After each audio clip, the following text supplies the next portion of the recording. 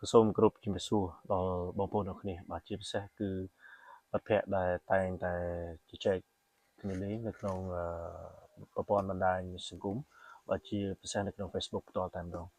បាទដូចបងប្អូនបានឃើញចឹងនៅពេលបច្ចុប្បន្ននេះព្រឹត្តិការណ៍សំខាន់គឺដូចជាប្លែកពាក់ព័ន្ធជាមួយនឹងប្រជាពលរដ្ឋរបស់យើងគាត់មានអារម្មណ៍ថាឈូឆរនាំគ្នាទៅទិញប្រេងសាំងប្រេងម៉ាស៊ូតអីដើម្បីទុកប្រើប្រាស់នៅក្នុងផ្ទះរបស់គាត់នៅក្នុងគណៈពេលដែលរាជរដ្ឋាភិបាលកម្ពុជាបានចេញជាសេចក្តីណែនាំក៏ដូចជាសេចក្តីជូនដំណឹងតាមរយៈក្រសួងពាណិជ្ជកម្មយ៉ាងណាក៏ដោយបាទចឹងក្នុងន័យនេះខ្ញុំយល់ឃើញថាក្នុងនាមយុវជនក៏ដូចជាប្រជាប្រដ្ឋកម្ពុជាជាពិសេសទាំងអ្នកប្រើប្រាស់ក៏ដូចជាទាំងអ្នកលក់គឺសូមឲ្យមានស្មារតីរួមគ្នាតែមួយបាទហើយជឿជាក់ទៅលើដំណោះស្រាយរបស់រាជរដ្ឋាភិបាល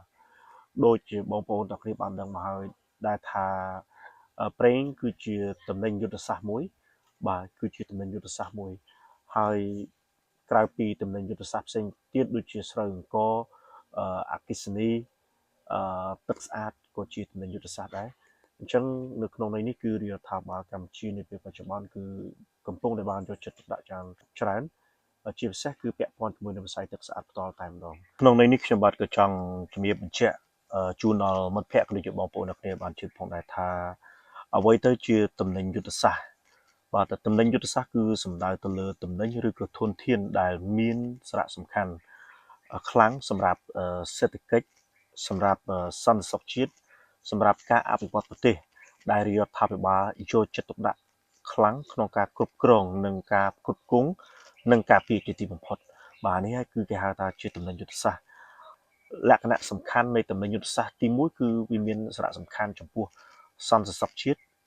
ស្ថិរភាពនយោបាយដូចជាស្ថិរភាពសេដ្ឋកិច្ចទី2គឺជាតំណែងដែលប្រជាជនប្រើប្រាស់ប្រចាំថ្ងៃហើយมันអាចខ្វះបានបាទទី3គឺវាប៉ះពាល់ដល់ជីវភាពនិងសង្គមនិងសុខុមាលភាពរបស់ប្រជាពលរដ្ឋទី4គឺរដ្ឋអាចត្រួតពិនិត្យឬក៏យើងអាចនិយាយថារដ្ឋអាចសេរីតម្លៃឬក៏លៃលកនៃការផ្គត់ផ្គង់នៅក្នុងក្របខ័ណ្ឌណាមួយបាទហើយអ្វីទៅដែលជាតំណែងយុទ្ធសាស្ត្រដែលរាជរដ្ឋាភិបាលយើងកំពុងតែគិតគូរ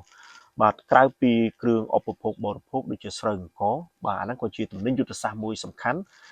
ទឹកស្អាតក៏ជាតំណែងយុទ្ធសាស្ត្រមួយសំខាន់ទី2ដែលធានាបានទាំងស្រូវអង្ករក៏ដូចជាទឹកស្អាតហ្នឹងគឺធានាបាននៅសន្តិសុខស្បៀង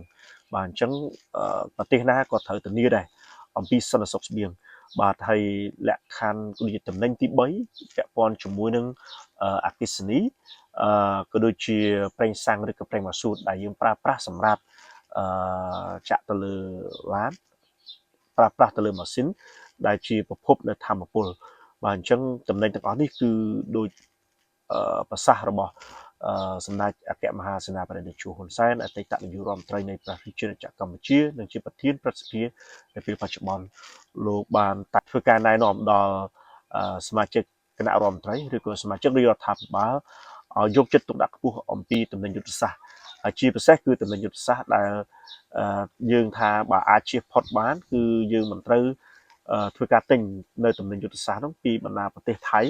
បាទដូចខ្ញុំបានជំរាបជូនខាងដើមអញ្ចឹងតំណែងយុទ្ធសាស្ត្រមានដូចជាស្រូវអង្ករទឹកស្អាតអគ្គិសនីនិងប្រេងឥន្ធនៈបាទប្រេងឥន្ធនៈដូចបងប្អូនទាំងអស់គ្នាបានយល់ហើយថាកាលណាតម្លៃប្រេងឥន្ធនៈឬក៏កាលណាប្រេងឥន្ធនៈមានបញ្ហានោះវាធ្វើឲ្យតម្លៃដើមនៃផលិតផលឬក៏សេវាកម្មនៃការដឹកជញ្ជូនឬក៏វាប៉ះពាល់ទាំងស្រុងតែម្ដងនៅកម្រិតជីវភាពរស់នៅរបស់ប្រជាពលរដ្ឋរបស់យើងបាទអញ្ចឹងថ្ងៃនេះគឺខ្ញុំចង់ចែករំលែកជូនដល់បងប្អូនទាំងអស់គ្នាថាអ្វីដែលជា